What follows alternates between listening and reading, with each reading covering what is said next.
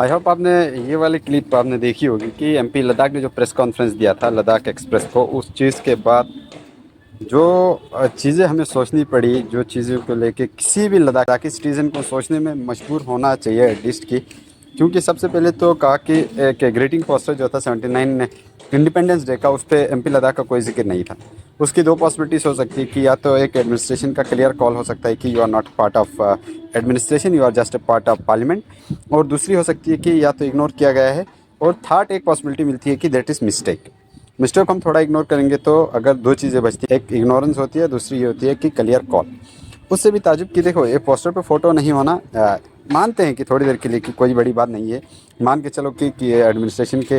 एक MP administration का हिस्सा नहीं होता है, वो पार्लियामेंट का हिस्सा होता है, तो उस वजह से कि आपके एक पोस्टर पे उस पे एमपी का फ़ोटो नहीं डाला। बट ये चीज़ नहीं है कि ये चीज़ कंसर्न की नहीं है, कंसर्न इस चीज़ की है कि जो प्रेस कॉन्फ्रेंस पे बीइंग ऐसे एमपी होते हुए कि जो एमपी लद्दाख ने कहा, उस चीज़ की वजह से कि हम सबको सोचना पड़ेगा।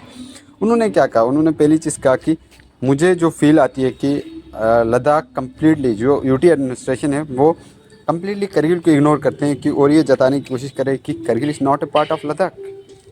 ये क्या चीज़ है भाई, Kargil is not a part of Ladakh, तो किस चीज़ का पार्ट है? उन्होंने कहा कि मुझे फील आती है, क्योंकि अगर फील आती है तो हो सकता है कि उन्हीं के ही लेवल पे, जनरल पब्लिक से हट के भी बहुत सारी चीज़ें ऐसी हुई हैं कि एक एमपी को ये फील करना पड़ रहा है कि ये बार बार जता रहे हैं कि जो Kargil is not a part of UT Ladakh. दूसरी चीज़ इन्होंने कि ये कही कि बहुत सारे काम यूटी एडमिनिस्ट्रेशन पे ऐसे हो रहे हैं कि जिनको हायर अथॉरिटीज़ को पता ही नहीं है, लाइक एलजी हो, आपके चीफ सेक्रेटरी हो, और के जो हैं उनको नीचे जो क्या चीज़ें हो रही है उस चीज़ का कोई आइडिया नहीं है। उसका तो हमें एक एग्जांपल पहले भी बहुत मिला था, जब बीडी सर्चा के दौर पे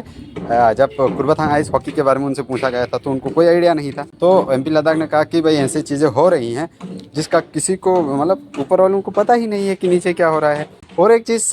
क्या कहा उन्होंने, बहुत खतरनाक चीज़ ये कही कि यूटी एडमिनिस्ट्रेशन पे निचली सतह पे जो नीचे लेवल के जो पोस्ट होते हैं उन पे ऐसे ऐसे काम हो रहे हैं, ऐसे ऐसे बदमाशियाँ किया जा रहा है। उन्होंने बदमाशियाँ वर्ड इस्तेमाल किया कि ऐसी ऐसी बदमाशियाँ होती है कि वहाँ पे क्लियरली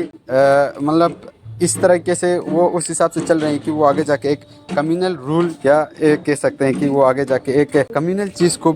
जन्म देगी लद्दाख के अंदर, जिसकी वजह से बहुत सारे अगर लड़ाइयाँ कुछ होता है तो उसकी जो जिम्मेदार होंगे वो लद्दाख एडमिनिस्ट्रेशन ही होगा। और एक चीज़ उन्होंने ये कही कि करगिल को पहले भी बहुत बार इग्नोर किया गया था, तो मैंने इन्फॉर्म किया था एलजी जब बीडी सर्विस थे तब उनको भी इन्फॉर्म किया था। और उन्होंने ये भी कहा कि जो अभी इग्नोरेंस हो रही है, चाहे वो यूटी डे फॉर्मेशन के टाइम पे तो बिल्कुल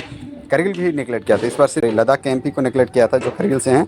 तो बट इसी करगिल का वहाँ पे पोस्टर पे फोटो था, but when it comes to Ladakh formation day तो वहाँ पे तो सबको इग्नोर किया था। वहाँ पे सिर्फ आपका सीसी ले और एलजी लद्दाख की ही पोस्टर पे उनको ही इनवाइट किया गया था। तो क्या ये चीज़ें हम सोच सकते हैं कि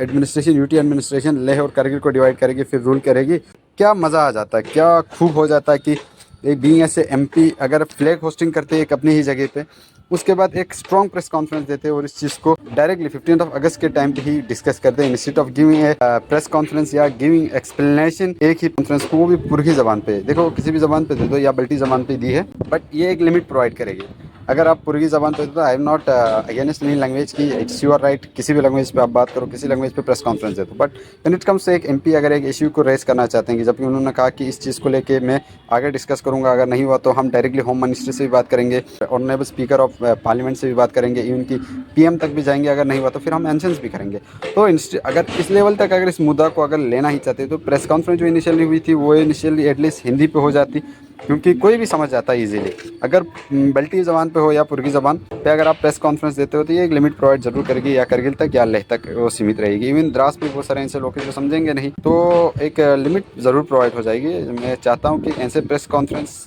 एटलीस्ट आपके हिंदी में हो, क्योंकि सभी समझे, क्योंकि हिंदी बहुत जानने वाले होते हैं, आपकी पुरगी बहुत कम लोग जानते हैं। तो देखते हैं कि लद्दाख एडमिनिस्ट्रेशन किस तरह एक्सप्लेनेशन देगी इस चीज़ के ऊपर।